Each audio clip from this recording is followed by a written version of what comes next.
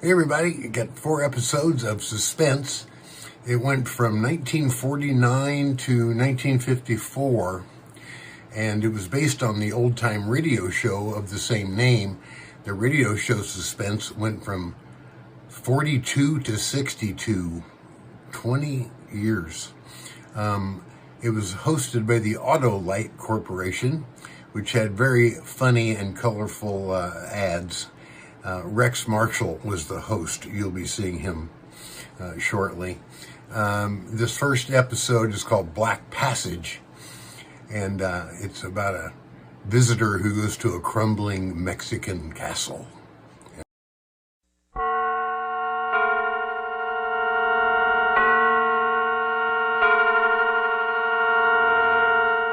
And now, Suspense.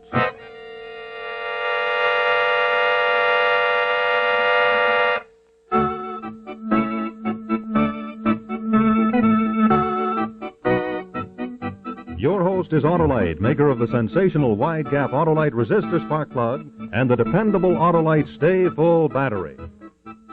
Autolite makes over 400 products for cars and trucks, bumpers and hubcaps, radiator grills and ornaments, bullseye seal beam headlights, ignition systems, spark plugs, batteries, fuel pumps, windshield wipers, instruments and gauges, wire and battery cable, and many more. So remember, from bumper to tail light, you're always right with Autolite.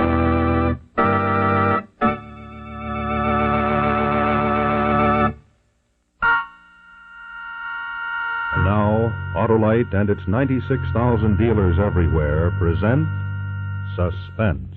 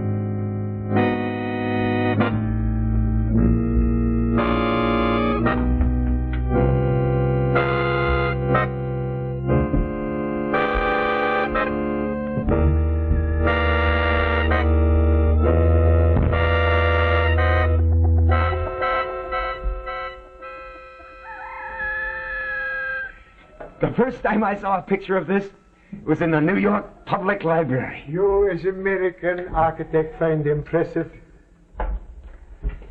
One look, and I decided, this is for me. This is how I spend my GI Bill, my compensation. How did you find us?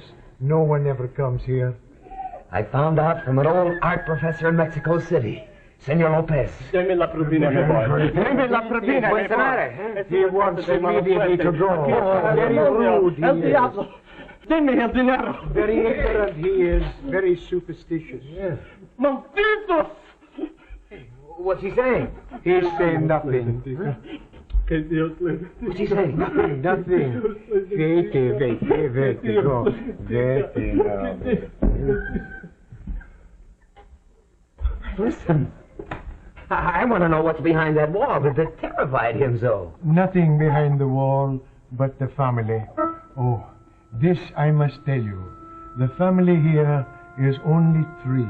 The quiet mother, the quiet son, the quiet daughter. What are you whispering for? The mother, when she is young, she run wild, like the wild cat. She married a peasant. So the son is stupid like the mother. The daughter is so beautiful like the mother, you cry. So? Oh, where's the father? The father is dead. In the village, they say any man who go through this door never come out again. Oh, but that is only ignorant Indian superstition. It must be. After all, you go in there, don't you? Never. I go only to the daughter's window outside. She is religious. Always she is in her room praying. Her name is Lola. Well, what's wrong with the mother? Isn't she religious? Oh, like the pagan animal. I can do nothing for her, so never do I come in. And the son? The son you see. So then, may God bless you. Thank you. Questo senso corto, non avrai con mia famiglia. Oh, the girl say you will eat always in your room. Never speak to the family. The hot south wind, here we call the black wind, Miguel say. When the black wind blow, it make his mother sick in the mind. Cierra su cuarta. When that happens, you stay in your room locked. No se le olvide. If I can make the climb again in 2 weeks, I will.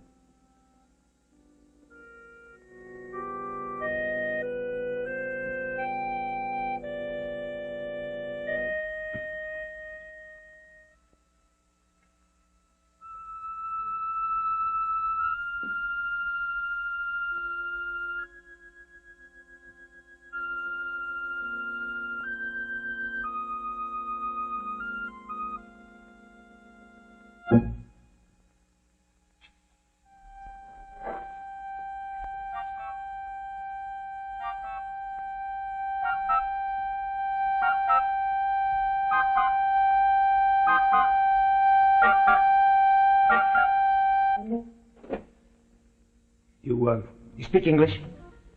Your mother speak English? Here, I have some wine with me.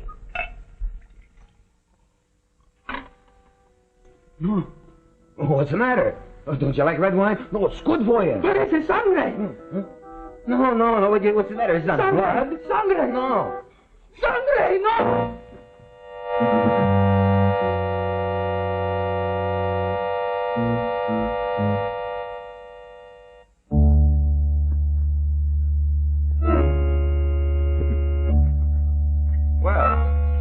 Here's to you, baby.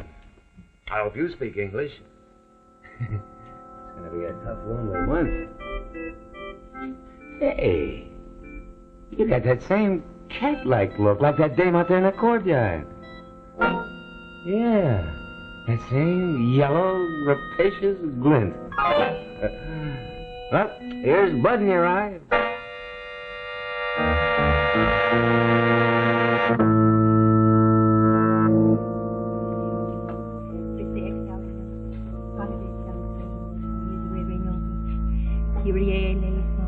Christie eleison, Kyrie eleison, Christie eleison,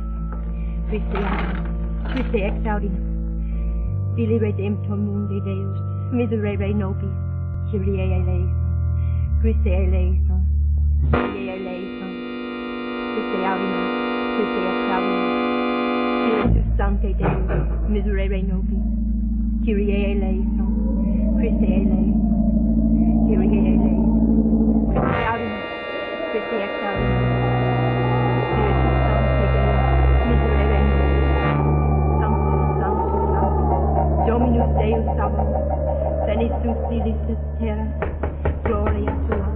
Come in. Entree, entrado, enchilado. Well, how are you today, you big oaf? Yeah, how's your oaf mother? See, doesn't she ever do anything but lie in the sun and brush her hair? Doesn't she ever get tired of that all day, flat on her tortilla? Is that your sister? Is that Lola chanting? Lola? Yeah. She's got a sweet, sexy voice. Is she? Well, I've been here 10 days and I still haven't seen her. I tell you something, Oaf. You know, your old lady's got a very bloodthirsty eye. You too. Yeah, you know, every time I go by her, she has that, I feel fluttery. She belongs in a soup. Dear Cunningham, my conscience bothers me. I lied to you. I have been to the hacienda, but I never went through the gate because of the shocking thing I heard in the village. Dear boy, I fear for you. Should the black wind blow, come away. Don't linger one single night. Into that degenerate family, the blood crimes of centuries have made their black passage. Beware of the sun. Be deadly beware of the mother. Yours in haste, Lopez.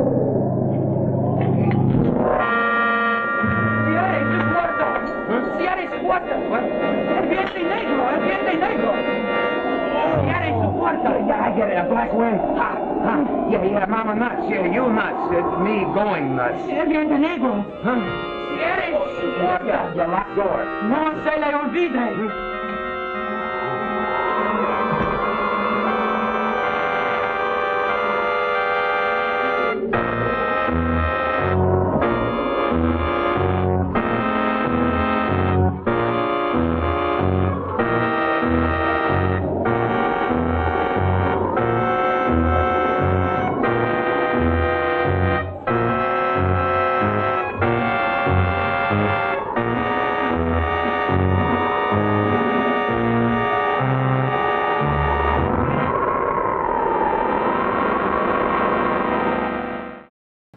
Trivia time. The trivia question for later is, what composer who worked a lot with Alfred Hitchcock also worked on the music for this show, Suspense?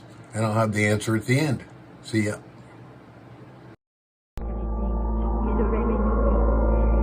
Ave Maria, gratia plena, Dominus tecum benedicta, tui mulieribus et benedictus, fructus ventris tui, Jesus. Santa Maria, Mater Dei, ora pro nobis peccatoribus, nunc et in hora mortis nostra. Ave Maria, gratia plena, Dominus tecum benedicta, tui mulieribus et benedictus, fructus ventris tui, Jesus. Santa Maria, Mater Dei, Man. nobis peccatoribus, nunc et in hora mortis nostra. Black wind. If it would only blow in gusts. So strong and steady and hot. Hot wind in the moonlight. Hosanna in excelsis Deus. Ave Maria, gratia plena. Olola mia. Olola mia. Please come to me before I go crazy without the... Santa Maria, Mater Dei, ora pro nobis peccatoribus, nunc et in hora mortis. You want to walk? Grandma, I'm lonely. Domini. Want to make love? Benedictus celis et terra, gloria tua. Hosanna in excelsis Deus. Benedictus Domini. Hosanna in excelsis Deus. Ave Maria, gratia plena, Dominus tecum benedicta. Tui mulieribus et benedictus, fructus ventris tui, Jesus. Santa Maria, Mater Dei, ora pro nobis peccatoribus,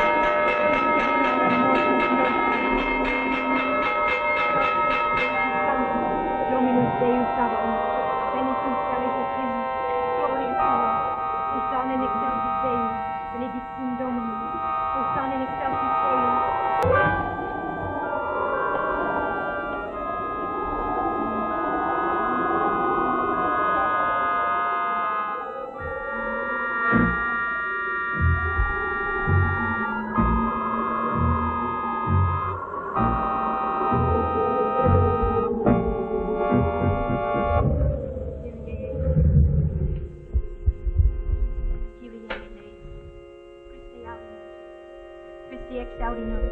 Pater de celis Deus, miserere nobis, Christe eleison, Kyrie eleison, Christe audinos, Christe exaudinos, Kyrie eleison, Christe audinos, Christe exaudinos, Pater de celis Deus, miserere nobis, Vili redemptor mundi.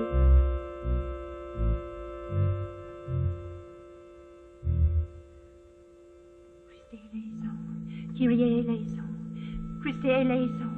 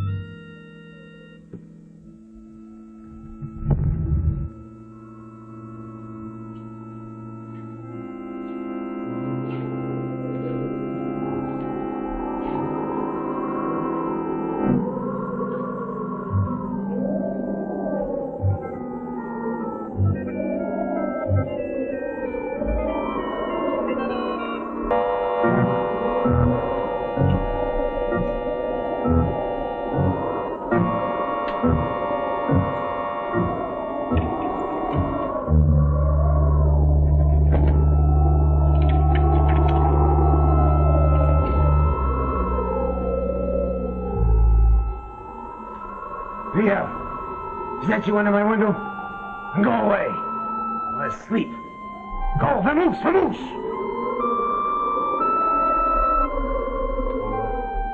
No. I could have gone. I stayed. You know why? Because I had to see you. For 10 days I heard your voice. Oh, your eyes are dark, deep, and moist. Lola, I'm sick. No doubt the world's wise doctors of the mind would find me very simple. But they aren't here. They haven't seen you. I am, and I have. Look at those arms. They've never touched me. Lola, lift up your face. But those lips, will they ever touch me? Will they? Will they? Then say yes. Say it. Say it. Say yes. Lola! Lola! Lola! Who's hurting you? Lily, what's wrong? What's wrong?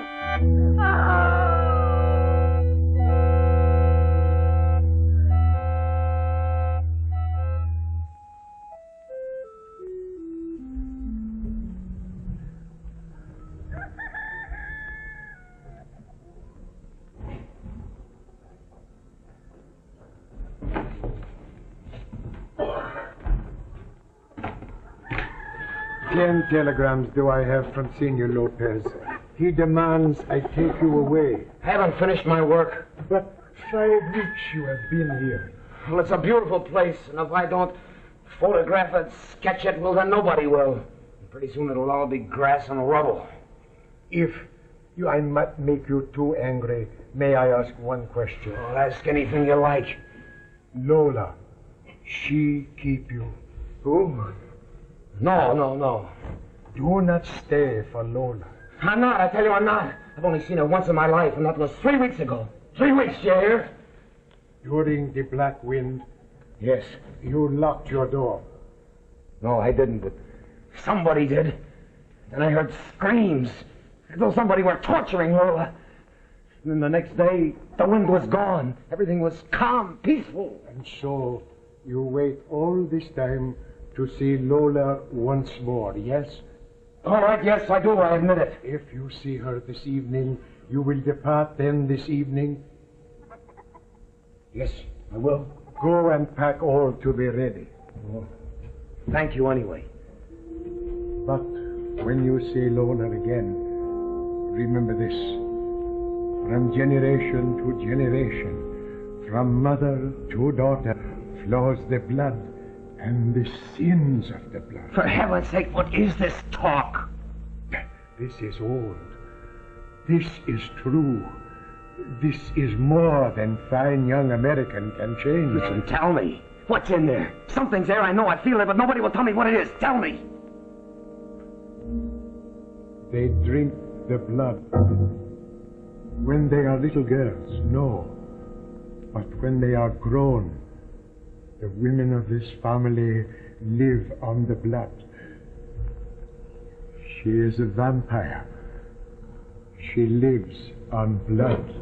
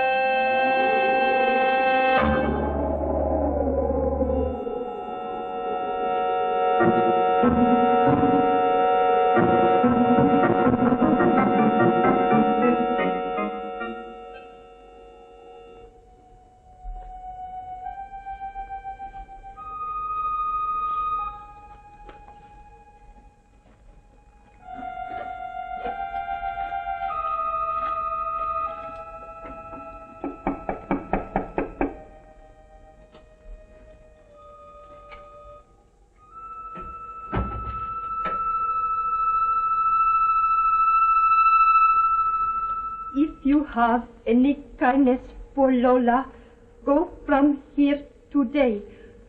I supplicate you go now before too late. The priest wrote that for you. You don't even know what you're saying. He told me. I speak little. You go today. You go now. Why did you come to my room? To send me away? To save you. Because I promised the priest that I'd go away if I could see you once again? Yes, you promised. You go now. Go, go. All right. I'll go. But first you go back to your room. How can I go with your eyes watching?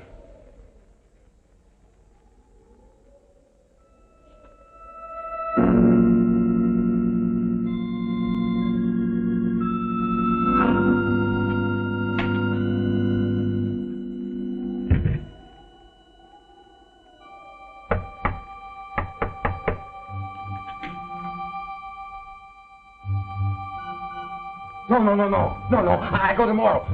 Mañana. No, I don't care what happens today. No, she loves me, I can tell. She loves me. Go on.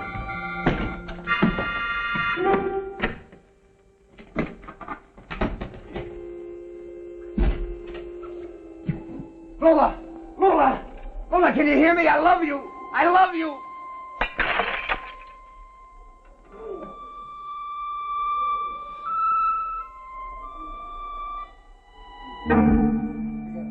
Miguel, cut myself. Miguel, can you help me? Miguel! Oh, look, bandage. I'm bleeding. I'm beginning to feel faint. Look, it's a deep gash. Can't you get a bandage?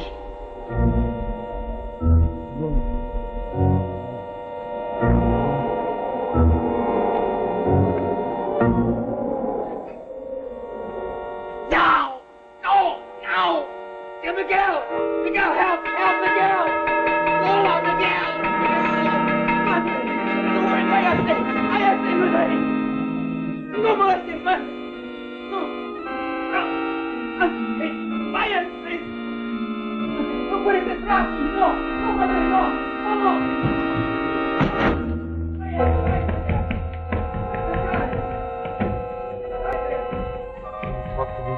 Talk to me. Say anything. Talk to me. What can I say in English? My eyes have not already failed. Speak to me in Spanish. Go on, Te talk. adoro, mi vida. Te quiero con todo el alma. Te adoro.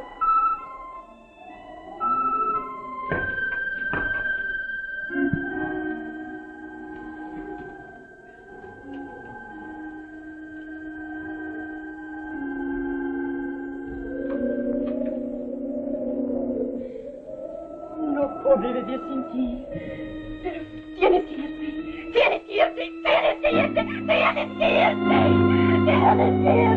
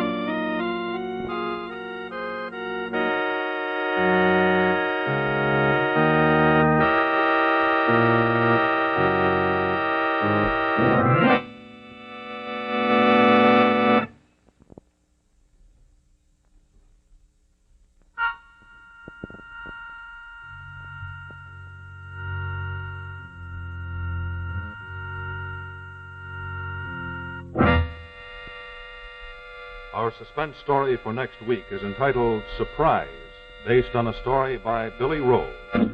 Also, be sure to listen to Suspense each Thursday night on your radio. This is CBS, the Columbia Broadcasting System. Next up is Brian Keith in Set Up for Death. It's about Brian plays Kip Cayley, who gets out of prison after 10 years and wants to go straight, but his old cronies have other plans for him. It's pretty cool. Here we go.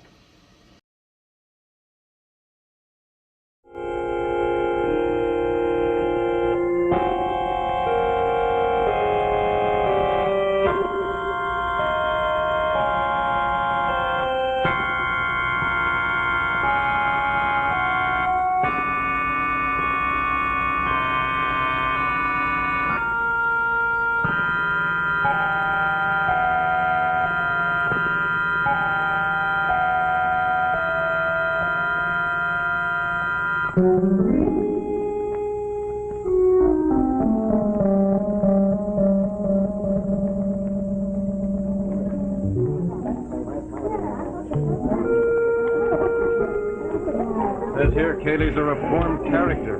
You believe that? Yeah, when Pittsburgh wins the pennant. I wish you'd show. Had a date 10 minutes ago. Stop it. Hey, here's Kevin! Do me a favor, will you play this down, huh? I did my time, and things are going to be tough enough without you bringing all that old stuff up. Kip, why don't you give us something right from the inside? What is it you want to do? Well, Boss McLean here's been visiting me up at the pen. He's got a job for me. We mean, what are you really after?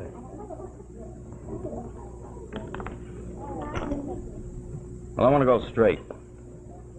I want to see if I can kind of fit into things better than I was before. Get closer to people. I want to be a good guy, that's all. What a beautiful, gorgeous conversion. Oh, give him a break, will you, fellas? Come on, he'll be around for a long time. Hey, guess you want to go on up to your room and wash up, huh? Yeah, I would, Mr. McLean. Well, I'll see if I can scout up Jenkins. You won't be long. Nah, 5 minutes. All right. Hey, McLean. Yeah. Is there anything to this parole board job for Kip? I couldn't say, fellas. Not now. Why don't you give it? Hi there, Julie. Good evening, Mr. McKay. It's nice to see you. Thank you. Signed, sealed, and delivered? Well, let's say delivered, huh? You didn't tell him about the job? That boy's been out of jail exactly 1 hour. He's got a lot of high-blown ideas, none of which exactly include working in your dining room. Now, look here, McLean. You told me that this was all set. Oh, I told you he'd work for you. I didn't say he'd like it. I said he'd do it.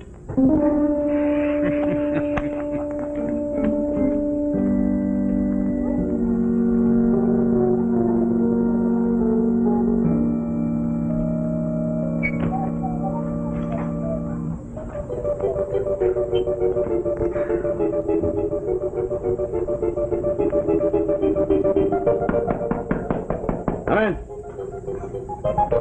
Hey, Kip, boy, it's great to see you. Hey, does he look great or does he, huh? There we saw the mob in the hotel lobby. Reporters, big shot politicians like Boss McLean. Very fancy. You got the whole town wide open, Kip. Now, don't be a chump, will you, Joe? Oh, me a jump? Now, this is your old friend, Joe Foley. I'm your old buddy, you know. I used to hold the light to the biggest cans you ever cracked. It's gone and forgotten, Joe. I mean it. Ah, boy, you mean it. You're not putting this holy Joe routine on for nothing. Well, Joe, here's the way I see it. You can take it or leave it. I went to that pen 10 years ago. I felt big about it. Wasn't a safe in the whole country I couldn't crack like it open a can of tomatoes. Big guy, that was me. We were all of us big, the best in the country. Best in the jail. I took a look around me, Joe. Safe crackers, cheap punks, killers, hopheads. All trying to be big men, all wanting to be different. I don't play in that league no more. Yeah, well, you try playing in any other league. You just try it, see? I intend to. You're not different than the rest of us, Kipper. A little bigger, maybe. But you had stripes down your back just like the rest of us. And those fancy friends of yours are going to see that you never forget it. Oh, get out of here, will you? You're going to come home to roost, Kipper. That's a prediction. Get out. We got a date, Kipper. Tomorrow, a week. Might take a month. But we got a date.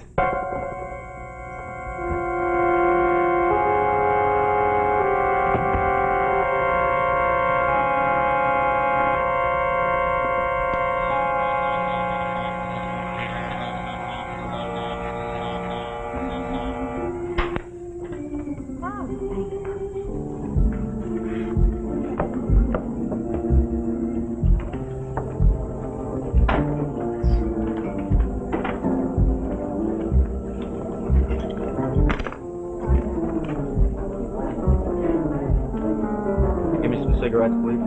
Brand? I don't care anything. You pick it out, huh? Thanks. That'll be 25 cents, please. No, you keep that. Oh, look. Just you've got such a nice face. I'm going to talk you have a you out of very me. fancy reputation, Mr. Cayley. But I'm not snowed under. Oh, look, miss, I wasn't trying to pull anything, really. I just wanted to be friendly. I wanted to talk to you, that's all. Hey, Kip.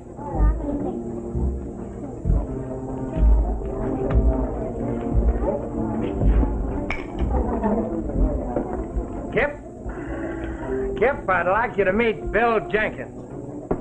Bill runs the hotel. Glad to know you, Mr. Jenkins. Likewise.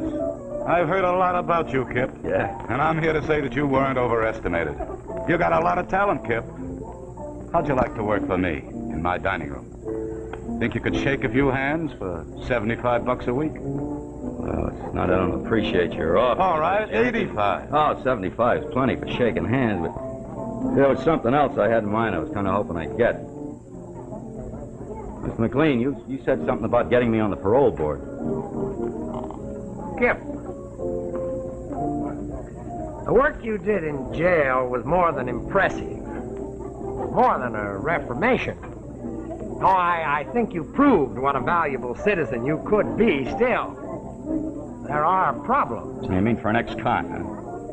Yes, Kip. Now, I'm not going back on my promise.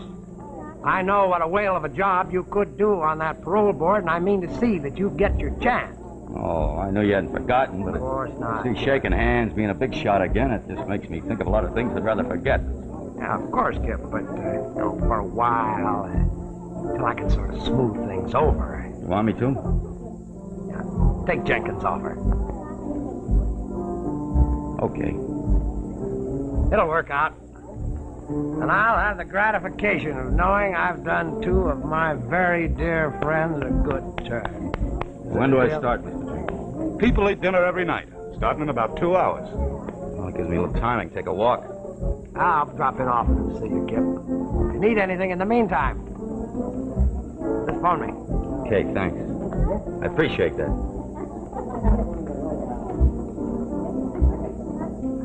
I wish he'd signed the contract.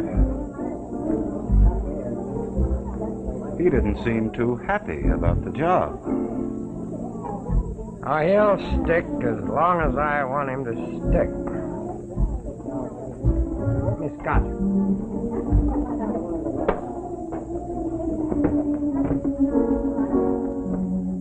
And what's this talk about the parole board? You're not really serious about putting an ex-con on the parole board.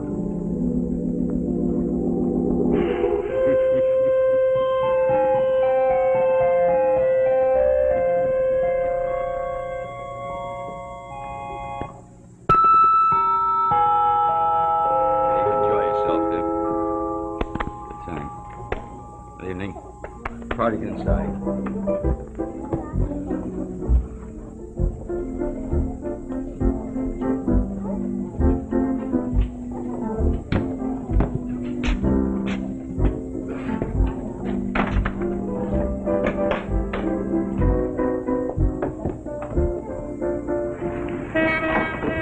Compliments to the house.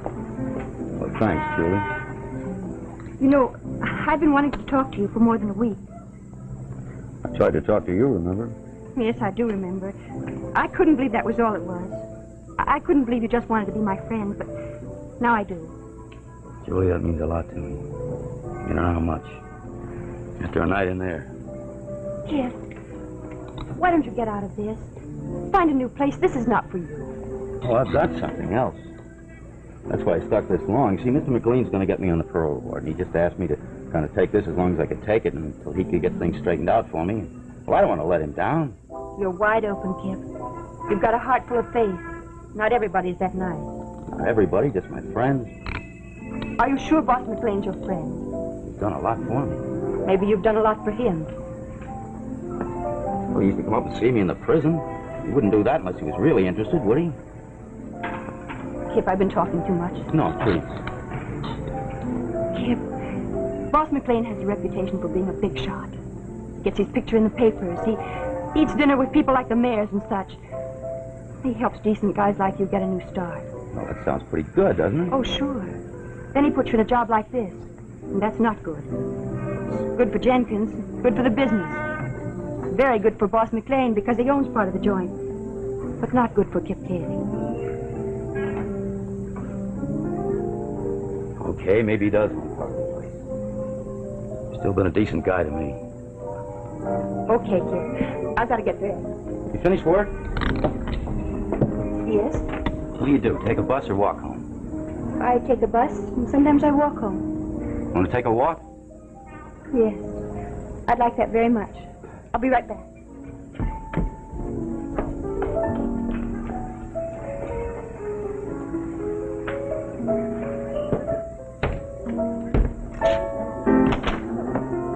What do you say, Kip? There are people waiting. Mr. McLean. I'm trying to get in touch with Not you. just now, Kip. I've got an appointment. Okay.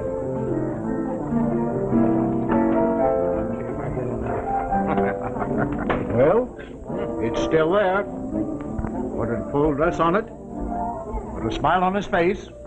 But it's still Kip Cayley. Well, you're being a little hard on the boy, Fred. We'll see.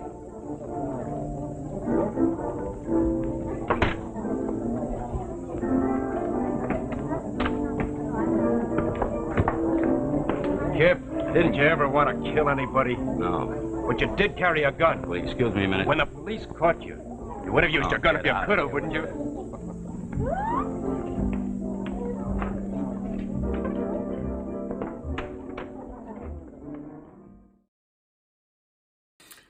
8-ball time. Hey, 8-ball, can I trust you? Can I trust you, Magic 8-ball? Let's find out. You gotta shake it. That's where the magic comes in. Focus and ask again.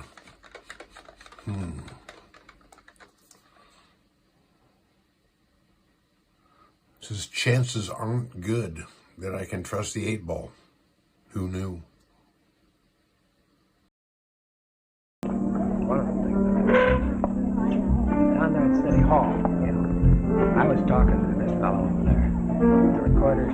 Look, Mr. McLean, I don't think I can take much more of this job. I wondered if that other thing you were talking about. Why don't you call? I tried to call, Mr. McLean. I know this isn't the time. That's right, it's not the time. Give the boy a minute. You don't recognize me, do you?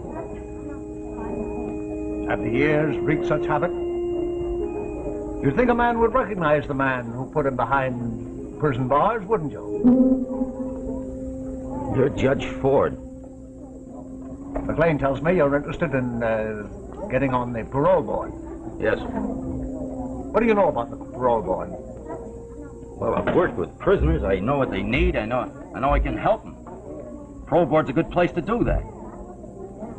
You know that I'm the chairman of the parole board? You know that I laughed in McLean's face when your name was suggested? And you know what your friend McLean did? He laughed with me. What's so funny? Look, all I asked for was a chance. Is that something to laugh at? You're a judge. Don't you believe in giving a guy a break even if you don't like him? Keep your voice down, Carey. Look, what are you seeing there? I'd like to know. Tell me. Come on. Good evening, Carey. What's the matter? You too busy? You can't talk to me? Is that it? Look, I took you 10 years. If you wanted more, why didn't you give it to me? How'd you understand, Frank? Take a look at yourself in that mirror over there. Violence. All violence. You're walking around with a bomb in your pocket. Disappointed in you, Kelly. You let me down.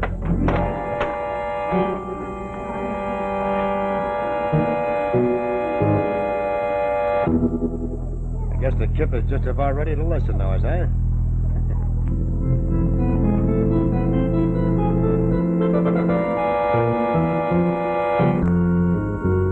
And now, the second act of Set Up for Death, starring Mary Sinclair and Robert Keith, Jr.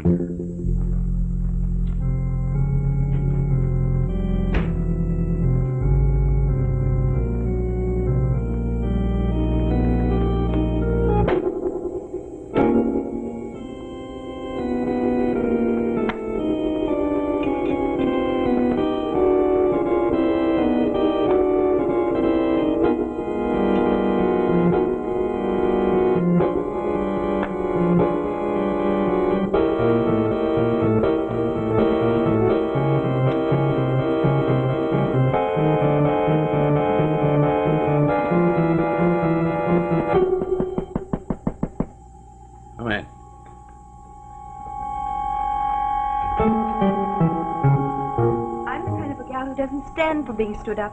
We had a date tonight. I did you a favor. I broke it. Feeling sorry for yourself, kid? Yeah, that's right. I'm feeling sorry for myself. Gee, I was blind. It was a big blind clown. Don't say that. How else can you figure it? Joe Foley called it a holy roll routine. Is that what they all thought? The alderman, the judge, Jenkins, all of them, they all think it was an act? People have been good to you. They like you. They trust you. Yeah. Played me for a patsy. Glad handers for the cheap thrill they got out shaking hands with a bank robber. Jenkins for a couple of dollars worth of business. The alderman for some lousy publicity. You're not seeing it very straight, Kip. I'm seeing it straight for the first time in years. All right, then. Why don't you go out and rob a bank? Make them right. Follow through. What's it to you? Kip, I don't know. Don't tell me. It's important. You know how you stand with me. Yeah, but I'm not sure. Oh, Kip!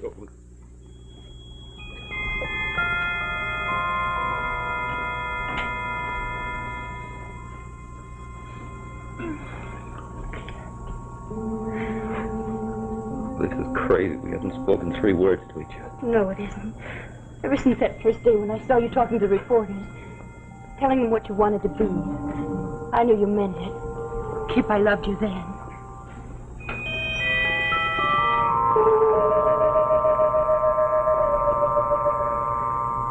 I wanted to talk to you, and you jumped right down my throat. That was because I was in love with you. Anything that good, you've got to fight against. You can't possibly believe you have it coming to you. Julie. Darling. Julie, look, I'm no good. Yes, you are. To me, you are. I wouldn't bring you any luck. Kip, don't leave me.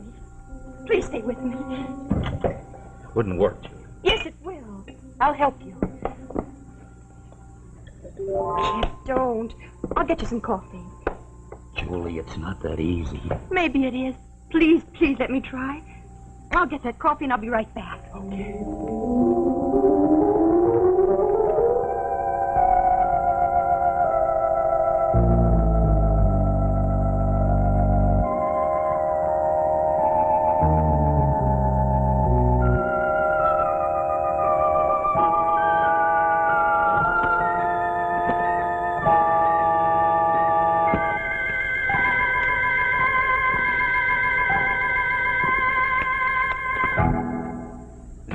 You guys knock? Well, it was open, Kip. So you really gave it to the judge, Kipper boy. I was proud of you. Now what do you got to say, huh? Where do you stand now? I don't know. I'm not sure. You're not sure? That's right. These fancy friends of yours, what do they give you? A pat on the back and a kick in the teeth, right? How much have you got? Nothing. Hey, look, Kipper. Not 10 blocks from here's a little factory. Johnson and Company. At 8:15, a black sedan pulls up and an old armed guard and a young girl get out. They walk 10 foot to a shack where they count the loot. About $15,000. We've been watching this place for 3 weeks. Here's a fence, and there's an alley, and here's a car. A softy, Kipper. We're bucking time. Me and Hack can pull it alone, but we figured another experienced hand. Oh, shut up. You checked it alone, you can pull it off alone. Then why am I here? Because you hate my guts. You can't go straight, Joe. You couldn't do it in 100 years. I can. It drives you crazy, don't it? Answer me, Kip, one word, yes or no? I told you no. You hate the whole world, Foley. You want me in the same boat with you, don't you? I don't hate that way. I hate the mugs downstairs, maybe even you. Not everybody. They haven't all got an angle. You're cockeyed, a screwball. Yeah, sure. Some guys just never get wise. It makes me sad. Sometimes a little disgusted. Yeah, you think he knows too much? All right, forget it, Kip. I would never have said that. You dumb slob, you think Kip Kelly would steal on us?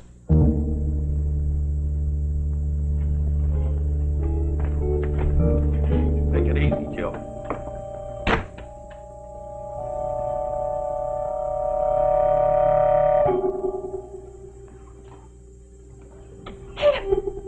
You didn't go with them. Oh, I was so afraid. I'm glad. What are you talking about? But the men that were here, What do you mean? You heard what they said? Tell me, Julie! I didn't want you to get hurt. What'd you do? I called the police. You what? I told them it was your idea, that you wanted them picked up. I wanted them picked up. Julie, don't you see what you did? You made a stool pigeon out of me. Don't, Kip, you're not going. You won't go. Kip, no. Don't go, Kip. Kip!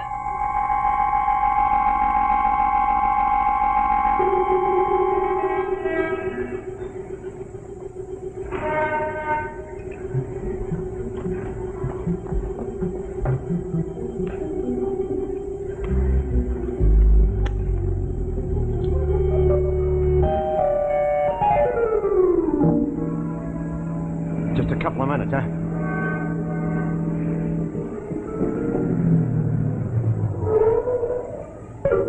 Jojo, that must be them now.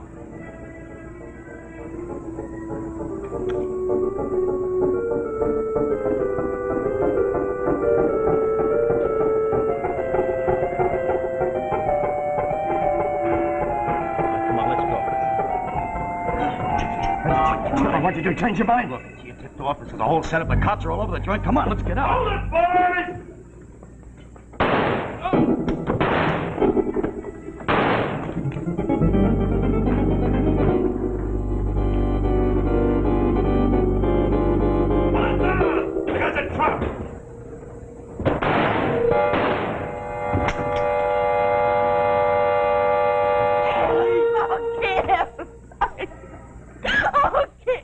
talking truth.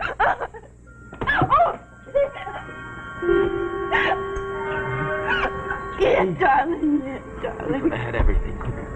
Couldn't we? Yes, Kip. We could have had everything. Oh, no, no, no.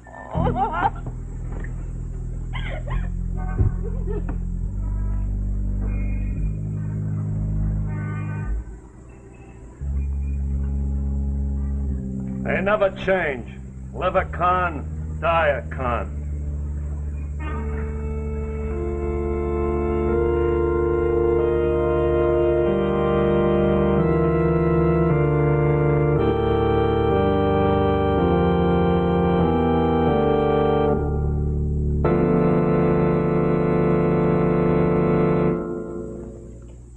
And so we come to the end of another story of suspense brought to you by Autolite. Next week, our story will be a classic by one of the great storytellers of all time, Robert Louis Stevenson. In just a moment, I'll tell you the title and the name of our star. First, I'd like to remind you drivers that when it comes to batteries, the Autolite Stay Full is the famous battery that needs water only 3 times a year in normal car use. Now, to quickly learn the location of your nearest Autolite battery dealer, simply pick up the phone, call Western Union by number, and ask for Operator 25, please. I'm Operator 25. Call me and I'll gladly tell you the name of your nearest Autolite battery dealer. That's Western Union, Operator 25. And remember... From bumper to tail light, you're always right with Autolite.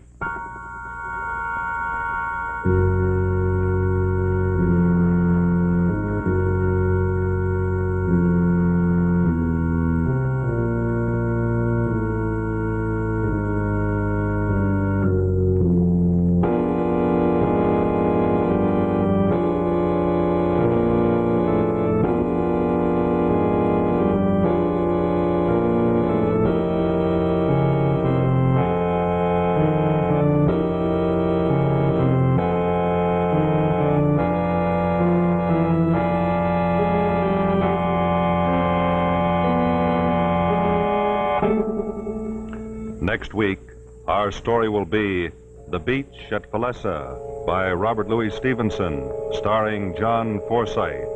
A story of the South Seas, a story of beauty and evil, a story well calculated to keep you in suspense.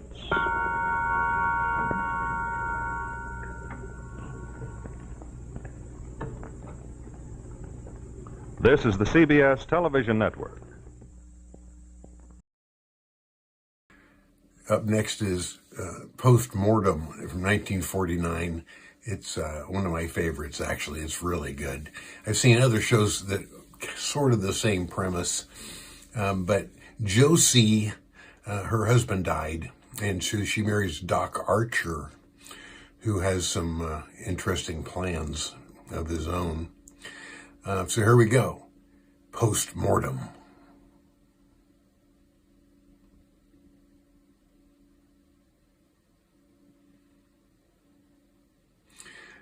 Next one up is Post-Mortem, also from 1949. It's a great one, I think.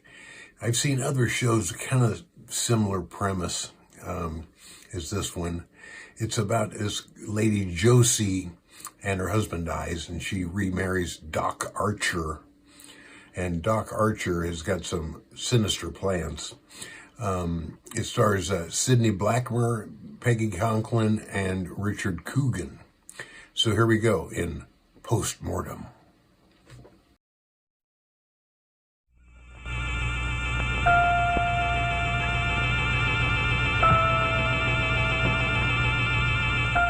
And now, suspense.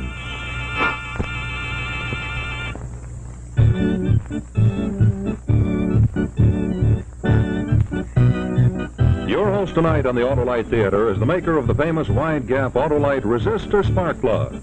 This is the spark plug that's ignition engineered by Autolite men who make complete ignition systems for many of America's finest cars. In its 28 great plants from coast to coast, Autolite makes over 400 products for cars and trucks. spark plugs, bumpers, hubcaps, bullseye seal beam units, radiator grills, batteries, wire and cable, ignition systems, speedometers, instruments, tail lights, and many more. So remember, from bumper to tail light, you're always right with Autolite.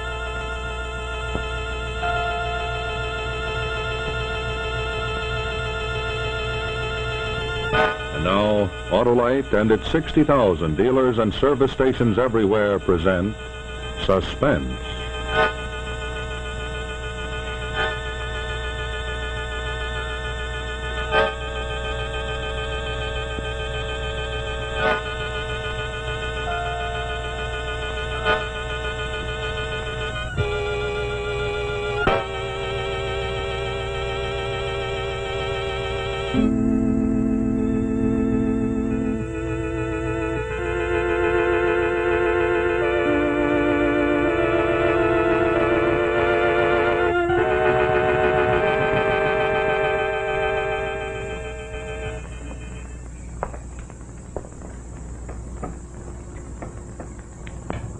Don't mention it.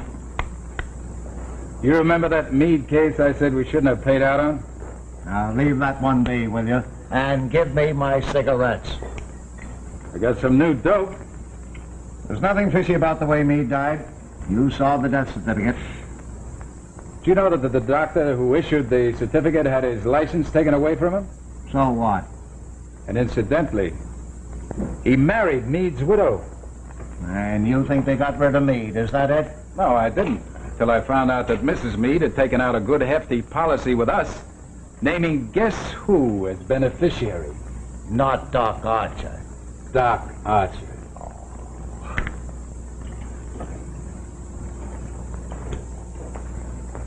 Oh, I just love a cigarette. You know, this is the first one I've had in goodness knows when. The doctor, my husband that is, doesn't approve. Funny thing, nothing we like seems to be good for us. Oh, it isn't that he minds. He just thinks they're a needless expense, and of course he's right. Yeah, I know. Mrs. Archer, how did you hurt your arm? Oh, I sprained it falling down the cellar stairs. Silly me. The lucky thing you didn't hurt yourself worse. Well, that's what the doctor said. He was furious. But it wasn't very bright of me to leave the rolling pin at the top of the stairs. Oh, it does seem kind of risky. I haven't the slightest idea why I left it there. But that's what I get for being so absent-minded. You know, Mr. Wesker, when I was in the theater... Oh, you were an actress, huh? Well, long time ago. Couldn't have been too long ago. Mrs. Archer, have you had any other accidents lately? No, why? Well, maybe we'd just like to know how good an insurance risk you are. That's a pretty fair-sized policy you carry. Oh, my husband's a great believer in insurance. He puts practically every penny we have in it. Your husband's such a great believer in insurance. Why doesn't he carry some himself? Oh, but he does. He took out a policy for himself the same day he bought me mine. Not with our company. Oh, well, perhaps not. It's probably with another company. I haven't seen the policy myself. The doctor keeps track of his own papers.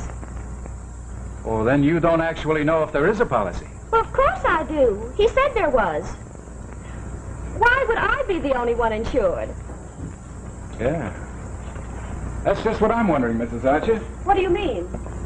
Well, there's always been one or two things about your first husband's death that I never quite understood. Never quite understood?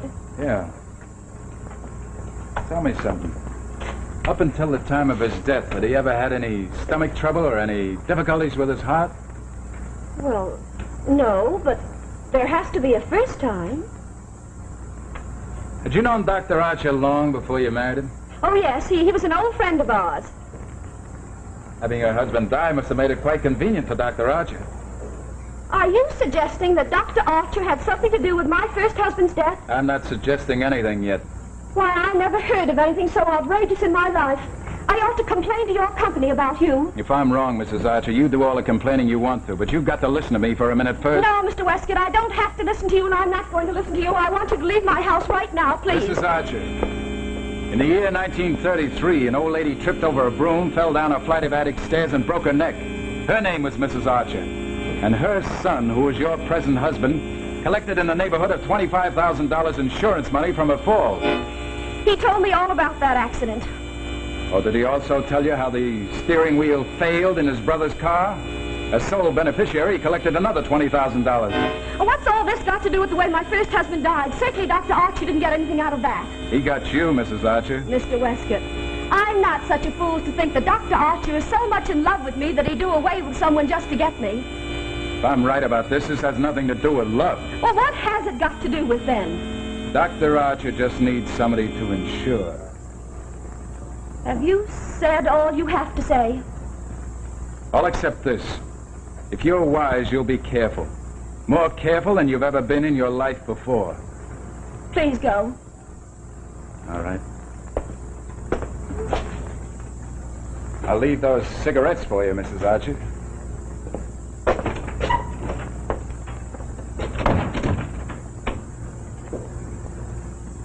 Up with the buttercups, come on, get up, here comes the sun. There, just what the doctor ordered. Now, isn't that a beauty? Oh, it is a beauty, Stephen. Oh, nothing is too good for my darling. Oh, a few minutes every day under this while you're in your bath and you'll be a new woman. Now, I'll put the lamp where it belongs. Up with the buttercup, come on, get up. Josie. Yes? Who left these cigarettes here? Where'd they come from? Oh, those, Yes, how do you expect to economize if you go throwing away money on cigarettes? Oh, but I didn't, Stephen. Someone left them here today. Who left them? The man from the insurance company. Insurance company? What did he want? He wanted to see me about my policy. What about your policy? Well, he... Oh, Stephen, I might as well start from the beginning. It's all so silly. Yes, tell me. Well, this man came from the insurance company this afternoon, and he... Wait a minute, dear. See who that is. Yes? Oh, yes, Mr. Westcott. I was just beginning to tell my husband about your visit this afternoon. Well, I wouldn't tell him too much if I were you, Mrs. Archer. It might not be safe. Why? I'll tell you why. Your husband hasn't any insurance with any company. I checked. Understand? Okay, I'll check with you tomorrow. You what? You have what there? Bye.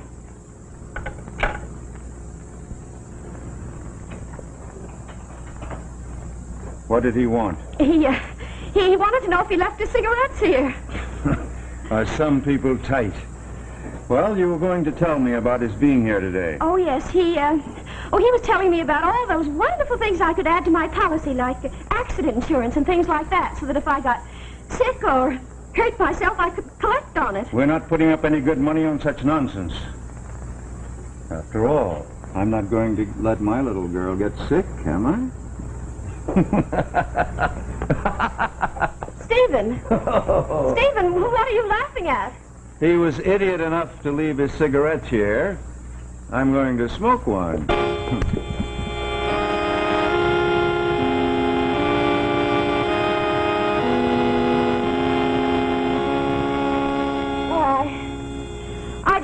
I just can't believe any of it. It's like those scary plays I used to do in stock, Mr. Westcott. Were you a good actress, Mrs. Archer? I think so. Why? I don't know. I was just thinking about something. Goodbye, Mr. Westcott. Bye, Mrs. Archer.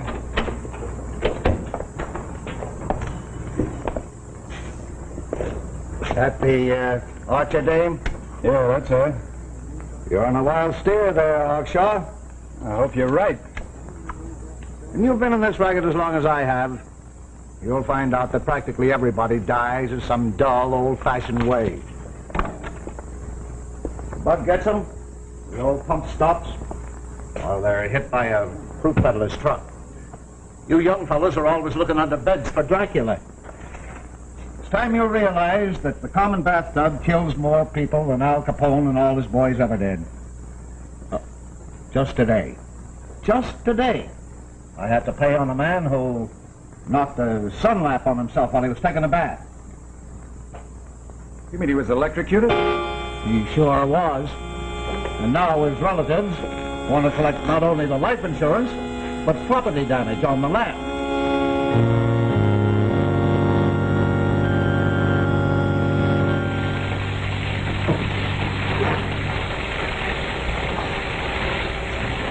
Are you having your sunbath, dear?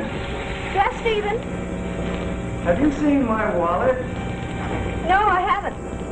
It's probably in the suit you had on yesterday. No, it isn't. Did you look on the dresser? On the dresser?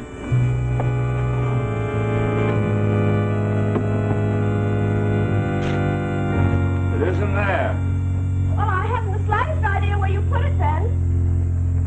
Maybe I left it in the bathroom. Now, why on earth would you leave it in the bathroom? Stephen, you almost knocked the sun lamp into the tub. I hope it isn't broken. Well, I wouldn't worry about it, dear, even if it is. We can always buy a new one.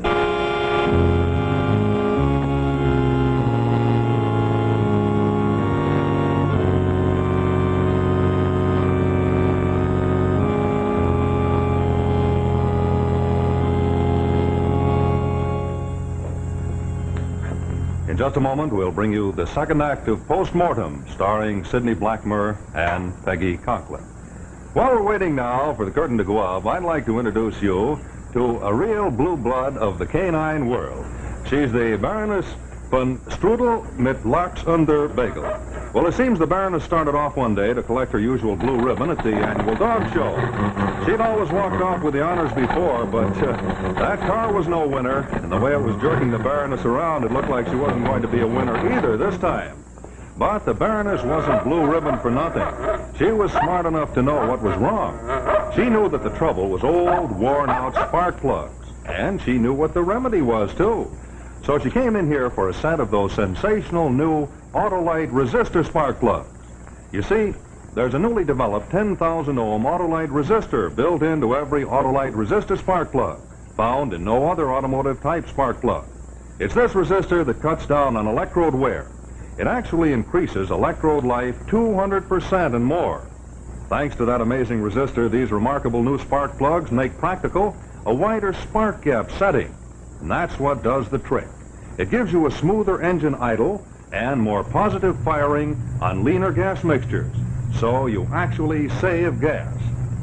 Another thing, that exclusive resistor cuts down on radio and television interference too, so your friends will like that.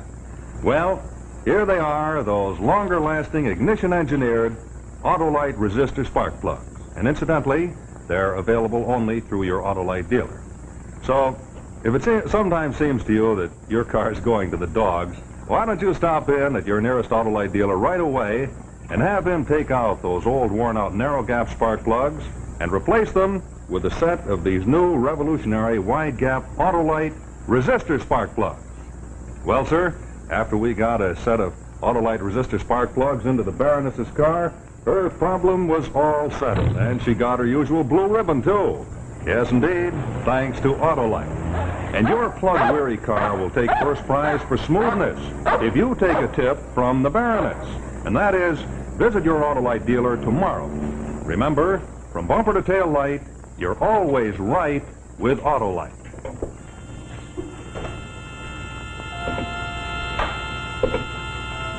And now, continuing our suspense presentation, we bring you the second act of Postmortem.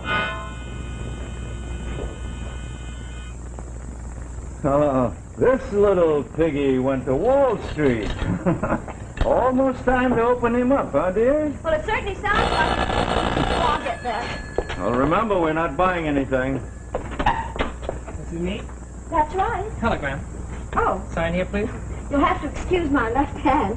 I hurt my right one. That's beautiful compared to some of the John Hancocks I get. Thank you. Well, now, who in the world would send me a wire as Mrs. James Mead? Well, open it.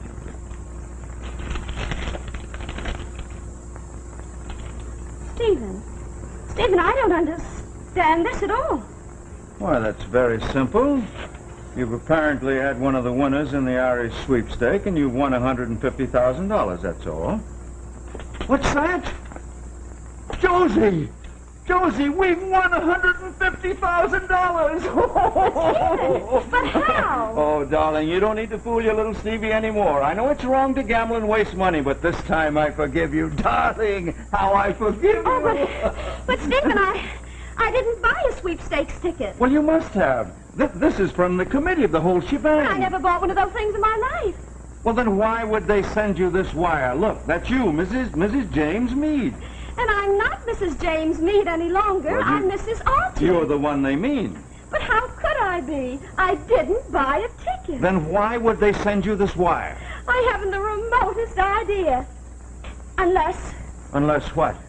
Unless poor Jim bought it for me and forgot to tell me about it. That's it. He bought it. Oh, wasn't that sweet of him? Oh, sweet isn't half of it. Oh, $150,000. Stephen, what Yes, does this dear? mean? Winner must have ticket in his possession. Well, it simply means you have to have the ticket, that's all. Well, I hope we can find it. Well, we've got to find it. We can't let $150,000 slip through our fingers. Oh, now, let's see. Where would Jim put a thing like that? Well, think, for heaven's sake, think. Well, I am thinking, Stephen. You ought to know. After all, you were married to the man long enough. Where would he put it? Well, now, let me see. Where would he put it? Oh, I know, Stephen. Sometimes he used to hide things behind the clock. Well,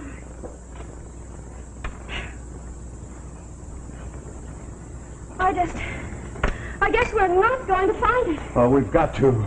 It's $150,000. But, Stephen, I've looked every place I can think of. Well, think of some more places. It's $150,000. Do you hear? It's $150,000. Oh, it must be someplace. Jim never lost anything in his life. Are you sure you looked in all the clothes you gave away after he died? Well, you ought to know. You helped me. Remember the $7 you found in the brown suit? Yes, I know. Did you give away all his things? Yes, everything but the blue suit. And, Stephen, come to think of it, I didn't look in that one. Then that must be where the ticket is. Of course it is, Stephen. That was his favorite suit. He wore it all the time. Oh, then that must be it. Let's have a look. Come on. We can't, Stephen. Why not? Where is the suit? On Jim. It's the suit he's buried in. There goes our $150,000. But why, Stephen? Now that we know where the ticket is. Well, what good does it do to know if we can't get it? But can't we get one of those court orders or whatever you call them? You mean open the grave? Well, I'm sure that Jim would want me to. What kind of woman are you? Haven't you got any decent feelings? Oh, but Jim would never have bought me the ticket if he didn't want me to have the money, Stephen. We're not getting any court order, and that's that. Well, I guess $150,000 doesn't mean much to you. Oh, woman. Well, then why can't we get the ticket, Stephen? Because I forbid you. Do you understand? Do you understand? Yes, Stephen.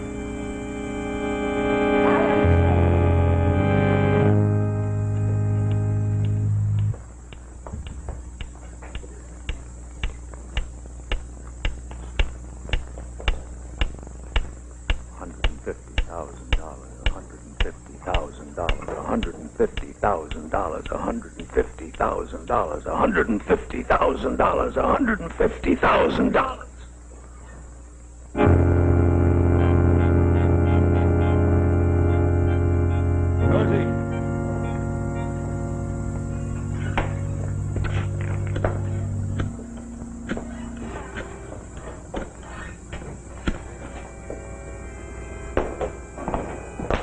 Riley, this is Dr. Archer.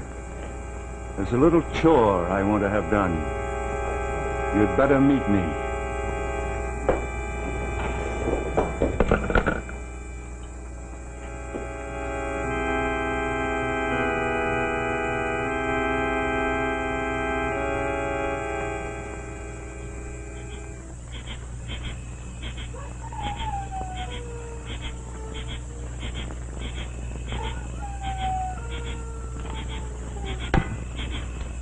That does it, Doc. There he is. Not so loud, you fool. We ain't gonna wake him. This place is full of caretakers. What are you looking for, Doc? That's my affair. Now, it ought to be in one of these pockets here. I can't understand it. It must be here. He can't have any money on him, Doc. Shut up. Can't you take a joke? I'm beginning to suspect I've taken one joke too many tonight. What do you mean? What I'm looking for isn't here and never was here. What are we doing then? Never mind. Say, he looks pretty well preserved. Nobody asked you how he looked. Now what have I said? Just don't talk too much. There's no need to be so jumpy, Doc. Downey's keeping an eye out. He'll give a whistle if anybody comes. It's not there. It's not there, that's all. It's a shame, Doc. Let's get this thing covered up. Fix it back the way we found. What's that? There's someone coming. Come on. Let's get out of here.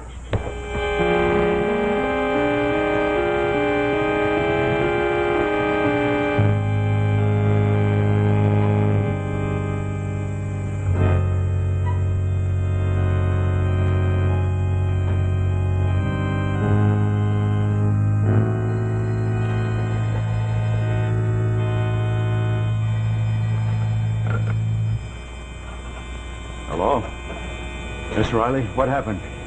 Everybody got away except the body. No, I'm not kidding. The guards come, and they took the coffin and the body off someplace.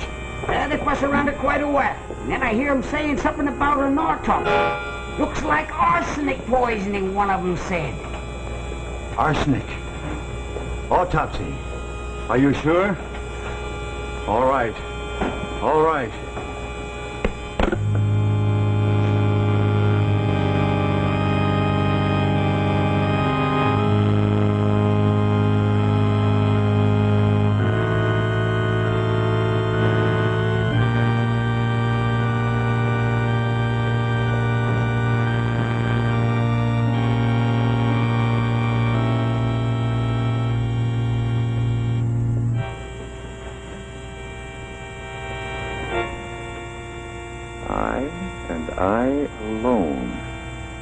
Guilty of Jim Meade's death. He is fully revenged on me, as I cannot bear to go on living any longer. I hope God will forgive me. Josephine Archer.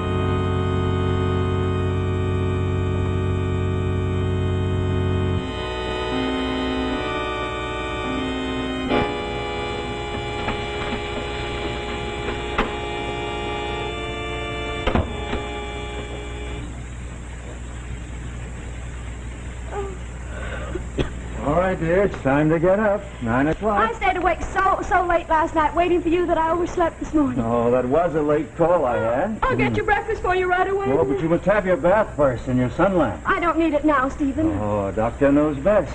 Stephen? Yes, Stephen, do you still think we ought to let the $150,000 just go? I think we should get that court order and find the ticket. Oh, really, Stephen? Yes, I want you to have everything that's coming to you.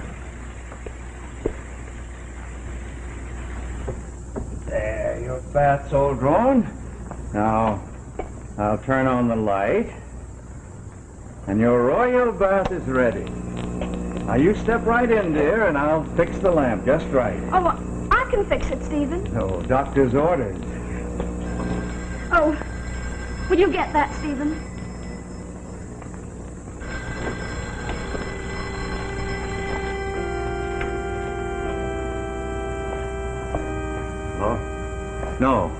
No, I can't talk to you now, Riley. Of course you'll get the $50. No, you won't get 100. You only did half the work. You'll get 50 or nothing. All right. I'll see you later. Who was it, Stephen? One of my patients, dear. Are you in the tub? Yes, Stephen. Oh, darn it. What's the matter? I must have left my wristwatch in the bathroom. Well, you can't come in now, Stephen. I've got the lamp in front of the door, and you'll knock it over. I think I will come in, Josie. There's something that I want to talk to you about. What? You shouldn't have done it, Josie. Done what? Poisoned Jim Meade. What are you talking about? It was you who got the insurance, Josie. Stephen, do you believe Wescott, The police will when they examine the body. The police won't believe. I'll tell them. You won't tell anyone anything, Josie.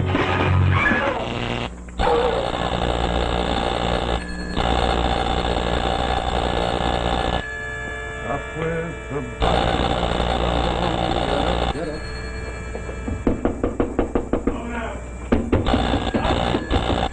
Whoever it is, you'll have to excuse me. I'm just telephoning the police. Oh, you are the police. Well, you wanted us, mister. Here we are. I've just had the most frightful shock. Look at this. What kind of writing is this? I don't know. My wife must have written it with the left hand. She'd hurt the other one. What's it mean? I don't know. I found it lying on the bathroom floor by the body. You mean your wife is dead? Well, apparently she pulled the sun lamp into the tub and electrocuted herself. Oh, this is awful. I told her time and again to be careful. And I was careful, Stephen. Josie, I thought the sun... Yes, you pushed the sun lamp into the tub. But I wasn't in the tub then. Mr. Wescott had also warned me about that. And, Stephen, it was Mr. Wescott's idea that you think that Jim had won the sweepstakes.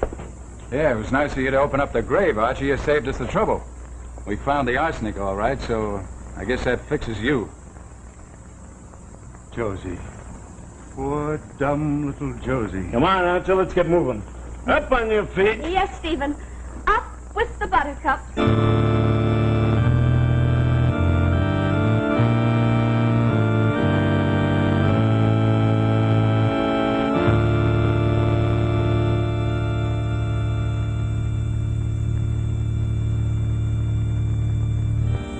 Thank you, Sidney Blackmer and Peggy Conklin, for a wonderful performance in Post-Mortem. This is Rex Marshall speaking for Autolite, and in just a moment I'll tell you about next week's suspense presentation. But first, here's a parade of Autolite products, and here they come. The horns, the windshield wipers, relays, ignition coils, and of course the batteries, Autolite Stay Full batteries. The batteries that need water only 3 times a year in normal car use. And here comes the wire, followed by the battery cable. And there are the starting motors, then the distributors, the generators, and of course the gas gauges. And there are the spark plugs, ignition-engineered resistor spark plugs.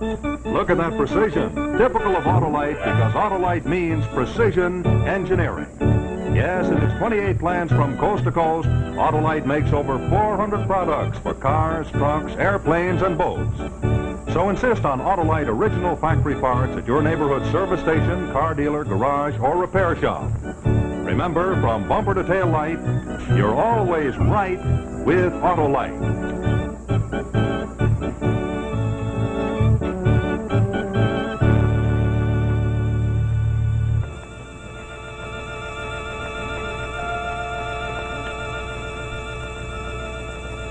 Next week, we will bring you another gripping story of suspense, The Monkey's Paw, starring Boris Karloff and Mildred Natwick.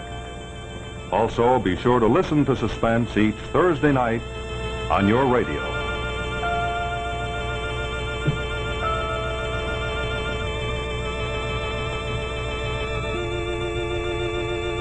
This is CBS, the Columbia Broadcasting System. Next up is Boris Karloff in A Night at the Inn, and Boris is the head of a group of criminals who steal the eye from a priceless statuette, and the statue wants the eye back. It's pretty fun. Here we go.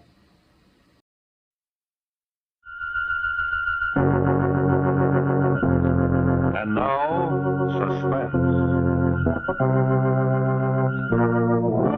Your host tonight on the Autolite Theater is the maker of the famous wide-gap Autolite resistor spark plug. The spark plug that's ignition engineered by Autolite men who make complete ignition systems for many of America's finest cars. Autolite makes over 400 products for cars and trucks. Spark plugs, bumpers, hubcaps, headlights, radiator grills, batteries, wire and cable, ignition systems, speedometers, instruments, tail lights, and many more. So remember, from bumper to headlight, you're always right with Autolite.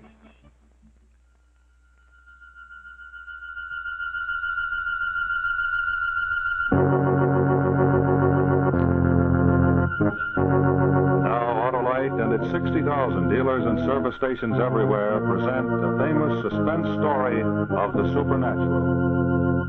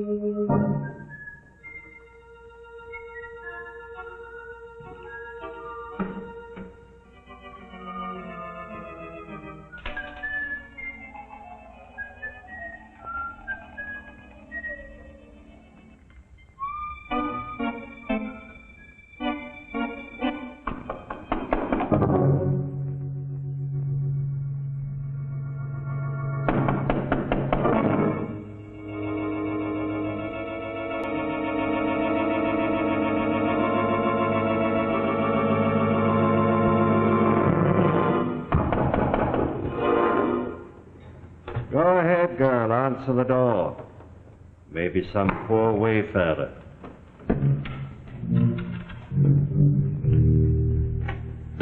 Could you put us up for the night? Sorry, sir. The house is full up. But my wife's in the car and she's quite ill. We've been driving for miles and miles over these blasted moors. Sorry, sir. But you can't be full up. Why, the house looks empty. That's right, sir. We're full up and closed. But we really don't need a bed. We will sit by the fire all night. Anything to take my wife out of this misty night. 12 miles on, sir, you'll find a farmhouse. Sometimes they take folks in. Good night, sir. But you're a tavern. You're a public inn. I can tell from the looks of you, you're practically empty. Sorry, sir, but a certain party has taken this pub over, entire and complete. And as long as they pay for it, what they do is their own business. What I do is my orders. Good night, sir.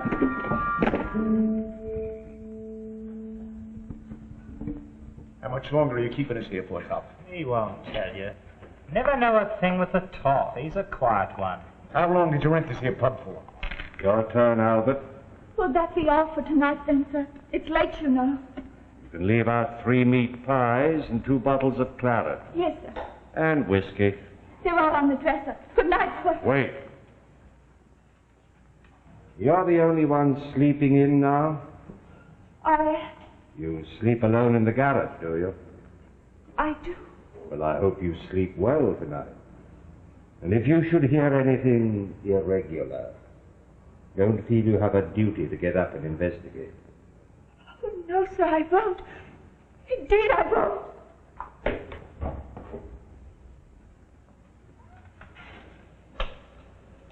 What's the idea, Top? What are you up to, anyway? Never tell us, would you, Top? Oh, he's a clever one, mates. And you and me, why, who are we? Just 3 bloomin' idiots. Am I right, Top? That's right, Sniggers. 3 idiot sailors, lost on the blasted moor. I tell you this, Top. We may be 3 bloody merchant seamen to you, but there's one thing I've learned. What's that, Sniggers? Yes, sir. I've been sailing from Cape to Cape, and in all the rich corners of India. And there's one thing I've learned. I'm waiting. It's the clever ones, Top. The clever ones that make some money. Ah, he's right. It's the clever ones that keeps everything to themselves.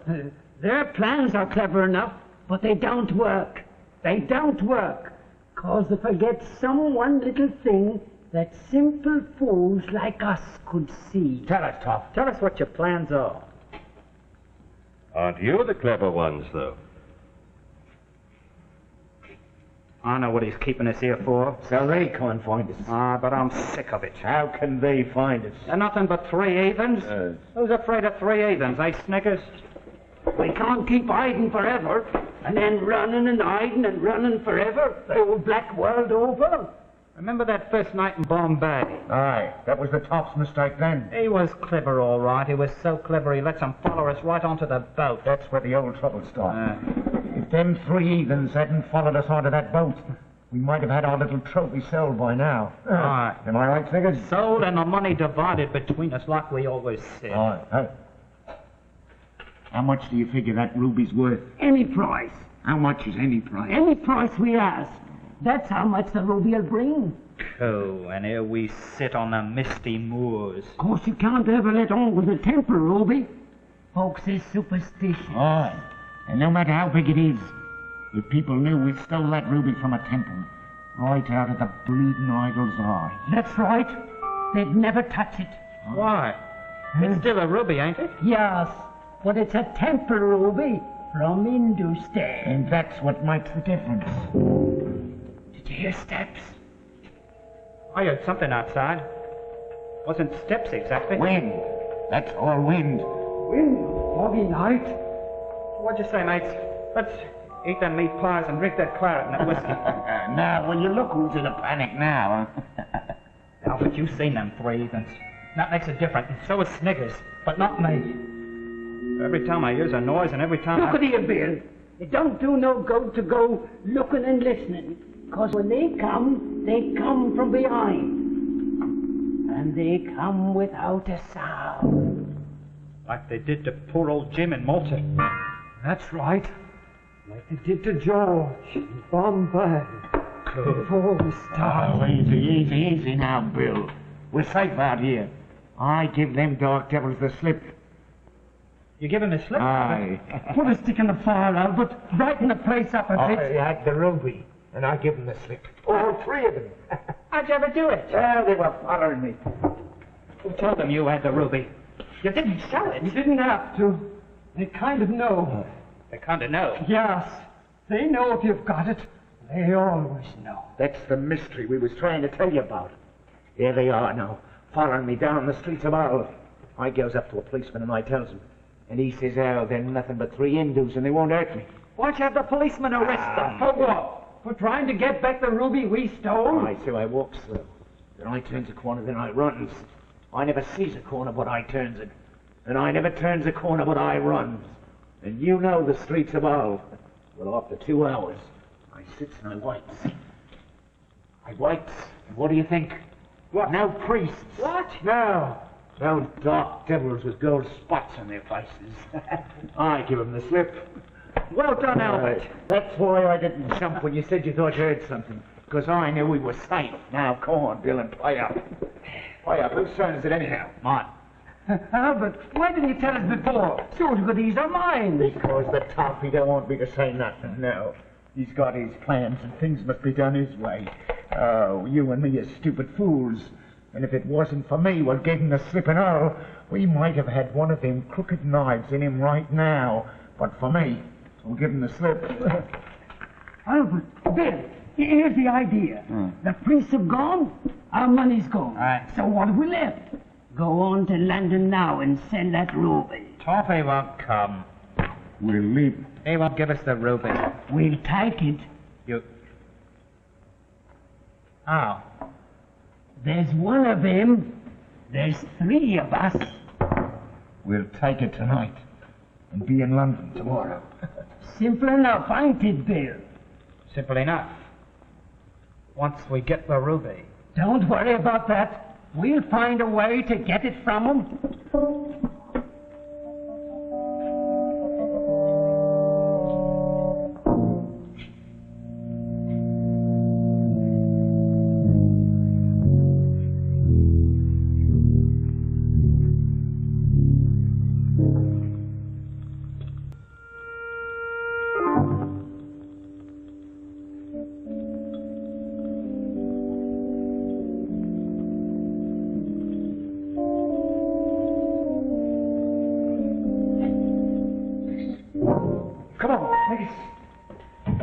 Well, goodbye, old man.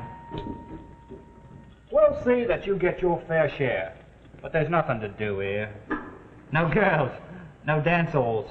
We must sell that ruby. I'm not a fool, Bill. Oh, of course not. Of course you ain't. And you've helped us a lot. Well, goodbye, old man. Say goodbye. Of course. Goodbye. And open the shutters again, Bill.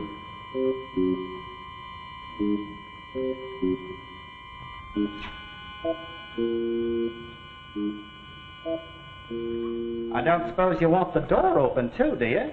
Whether the door is open or closed, Bill, it doesn't matter. Well, the first shall be last and the last shall be first. Goodbye, Toffee, old man. Come on.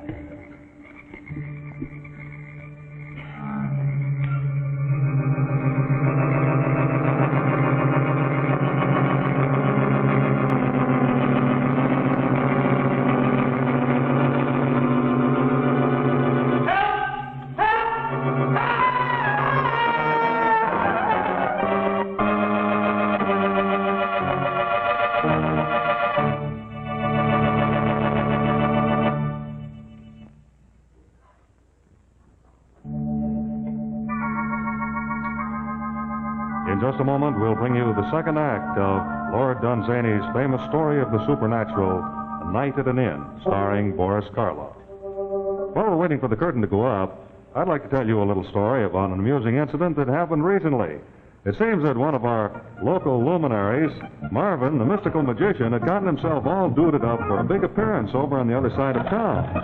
Now, this Marvin was smooth all right, but you couldn't say the same for his car. It was missing and bucking like the Indian rope trick gone wrong. Well, our friend Marvin did his darndest. He took a deep breath, leaned back, and cut loose with a real powerhouse spell. Marvin could make elephants vanish and a whole stage full of people disappear, but he couldn't get rid of that engine miss. Well, now, naturally, no one like Marvin, who is supposed to be a prominent prestidigitator, likes to have people know that he's lost his powers. So our friend Marvin came in for some real Autolite magic. What he got wasn't really magic. It was a combination of Autolite service and Autolite ignition engineering know-how. Well, his case was very simple. It was a case of old worn-out spark plugs. So, without any abracadabra, we replaced those old plugs with some really new wide-gap Autolite resistor spark plugs. No, sir, it's not magic that makes the Autolite resistor spark plugs the wonders that they are. It's ignition engineering, the years of research by Autolite engineers that developed the sensational new resistor that's built into all Autolite resistor spark plugs. Remember that resistor. It isn't magic either, but you'll think it is when you see how its low rate of electrode erosion permits a wide initial spark gap setting. You see, it's the wide spark gap that permits you to use a leaner gas mixture, and that means actual gas savings for you. Not only that, the resistor that permits that wide gap setting helps you get a smoother idle, too, and increases electrode life 200% and more. Also, those Autolite resistor plugs cut down on radio and television interference. Yes, it's the resistor that does that, too. Well, Marvin drove out of here as smooth and slick as pulling a rabbit from a hat as soon as we equipped his car with Autolite resistor spark plugs. So take a tip from Marvin and replace your old worn-out narrow gap type spark plugs with a set of those sensational new Autolite resistor spark plugs. Remember, from bumper to tail light, you're always right with Autolite. Fun fact, Boris Karloff was such an anonymous actor when he did Frankenstein in 1931. Universal didn't even invite him to the premiere.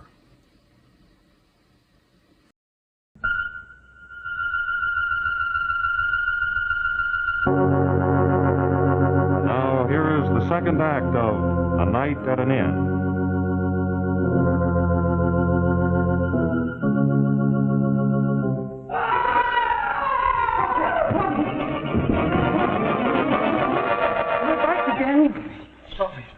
So you are. How did they get here? How did they get here, Tom? They walked, of course. But it's 80 miles from here to Wall. Did you know who was here, Tom? Expected them about now. 80 miles. What are we to do, Toffee? Ask Albert.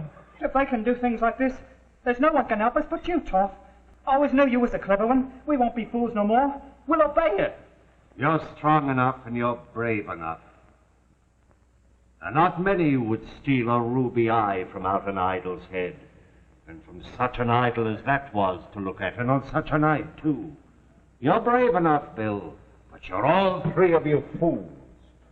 Jim would have none of my plans, and where's Jim? And George, what did they do to him? Don't tell me, So George. your strength is no good to you. You need cleverness, or they'll have you the way they had Jim and George. We know. Those black priests will follow you around the world in circles, year after year, until they get the ruby eye. And if we die with it, they'll follow our grandchildren. And this fool thinks he can escape from men like that by running round 3 streets in the town of Hull. What's truth? You haven't escaped them, because they're here. So I suppose. You suppose? I took this place especially to receive them. Well, you're a deep one. I saw something just then. Hadn't we better shut the shutters? Don't shut the shutters. But, Toffee, they can see us. One doesn't let the enemy do that.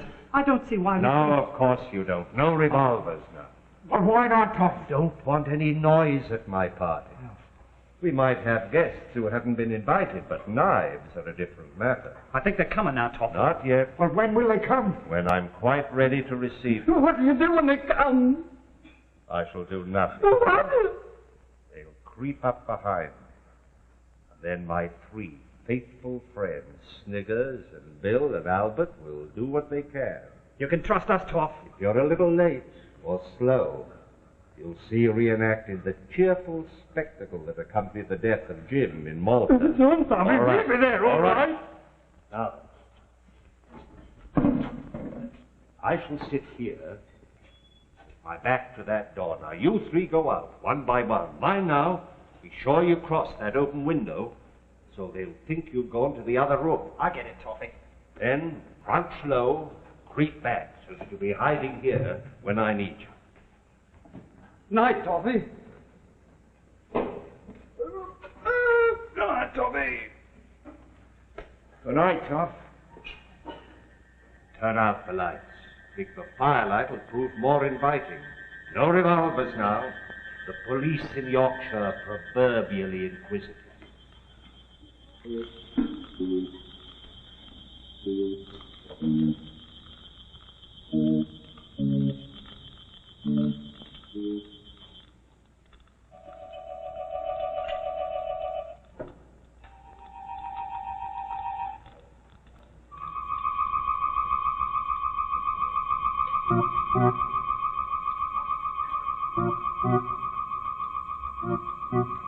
Be ready.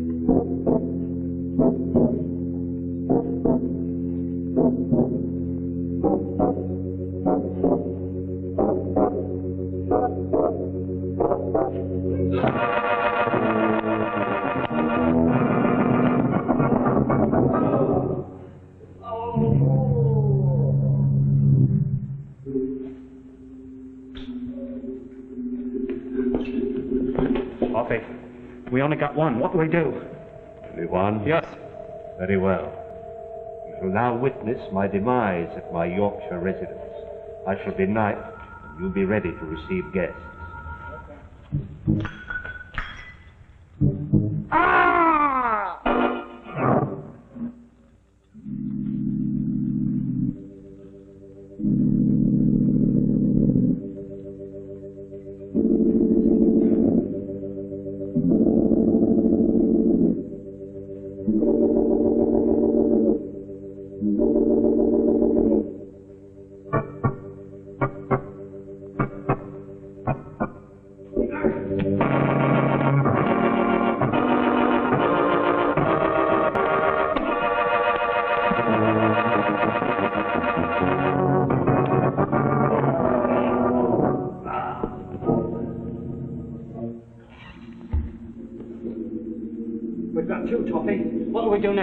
Still enough? Yes.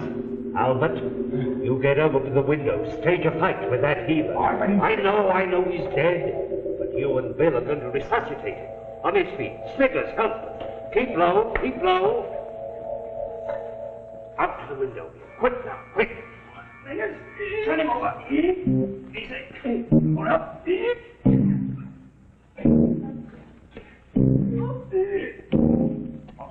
Walk it.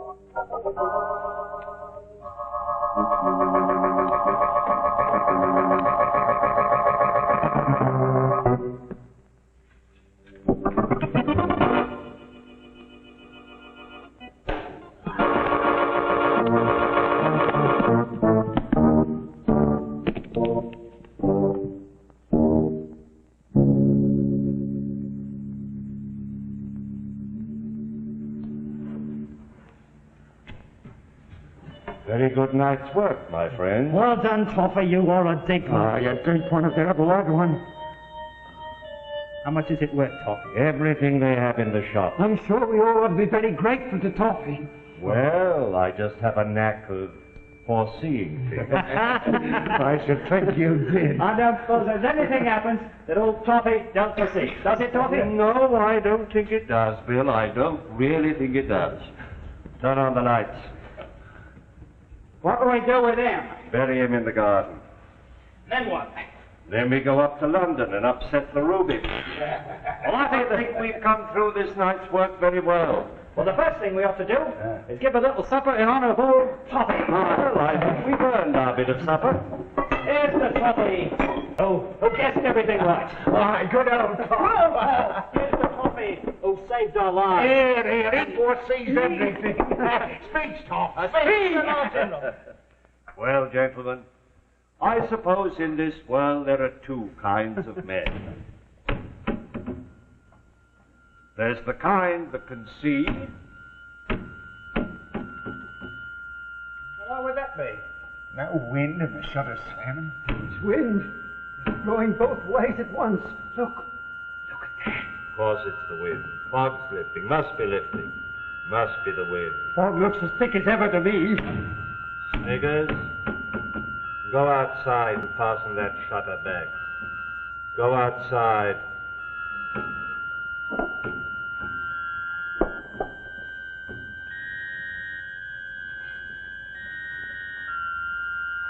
Well, gentlemen, as I was saying, in this world there are two kinds of men. Those who can see and those who can foresee. Now, the advantage of being able to foresee... Stop it! I've been thinking about my share in that ruby. I don't want it, Toffee. I don't want it. Nonsense, Sniggers, nonsense. You shall have it, Toffee. You shall have it yourself. Only say Sniggers has no share in this here ruby. Say it, Toffee, say it. Want to turn informer, Sniggers? Toffee, take back my share, Toffee. Take it back. What do you mean? What are you driving at? I saw something. I saw something what I didn't like. What didn't you like? Toffee, take back my share. Please take it, Toffee. What have you seen? The idol. I've seen the beastly idol. You couldn't have. Take back my... He's blind. He's groping. He wants that ruby eye back. Then give it back, Toffee. Please, Toffee, please give it back to him. I dare you, Toffee. Put that ruby in the window and you'll see. That's what he wants. That's what he's groping for. That's what he must have.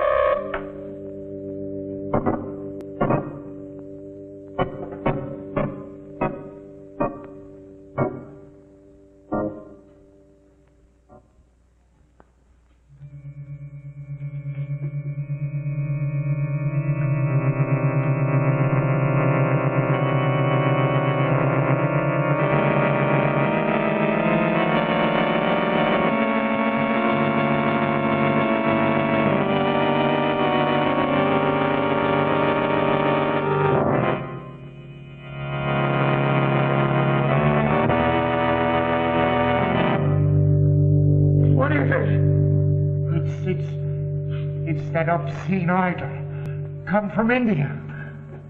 It's taking its eye. Well, say it. Say it. Mr. William Jones, able seaman. Albert, what is it?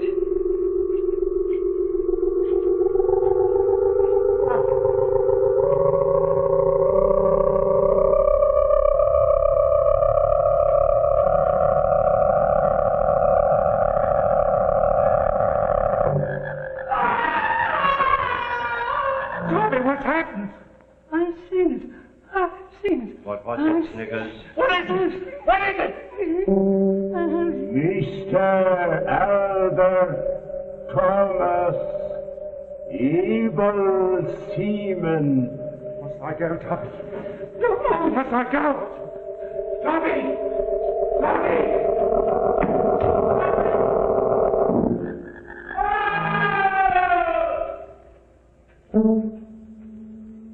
Mr. Jacob Sniggers Smith, able seaman. I can't go, Tommy! I can't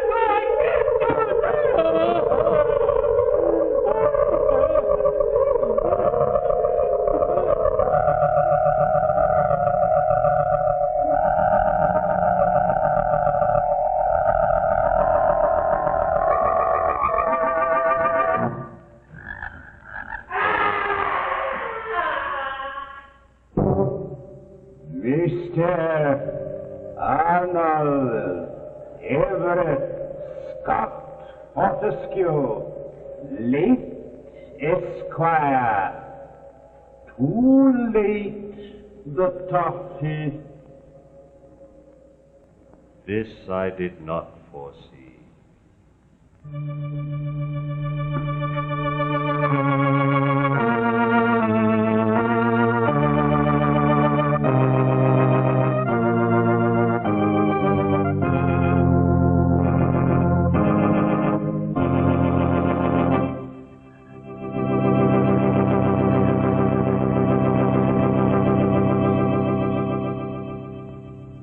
Thank you, Boris Karloff, for a fine performance. Musical effects this evening were by Hank Silburn. And now, this is Rex Marshall speaking for Autolite, inviting you to join us next week for Suspense and reminding you that you're always right with Autolite.